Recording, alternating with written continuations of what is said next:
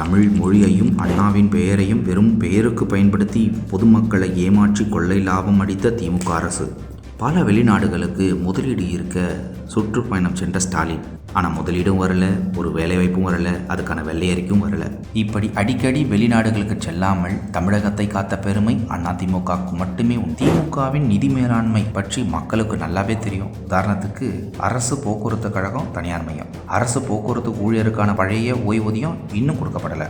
அரசு பேருந்தில் பயணிக்கும் போதே பயணி கீழே விழுந்து சாவறார். ஆனால் அதிமுக ஆட்சியில் பல நலத்திட்டங்கள், இலவச லேப்டாப், இலவச கறவை மாடுகள், மாணவர்களுக்கான இலவச பஸ் பாஸ் என்று இன்னும் எக்கச்சக்கமாக சொல்லினே போகலாம். அங்கே மக்கள் பாதுகாப்பு இருந்தது, பெண்களுக்கான பாதுகாப்பு முதன்மையாக இருந்தது. ஆனால் திமுக ஆட்சியில் தினம் தினம் பெண்கள் மீது நடக்கும் பாலியல் வன்கொடுமைகள், அடிக்கடி நடக்கும் கொலைகள், இதுதான் திமுகவின் உண்மை முகம். இந்த முகத்தை மறைக்கவே அண்ணா வழியில் திராவிட நாடகமா?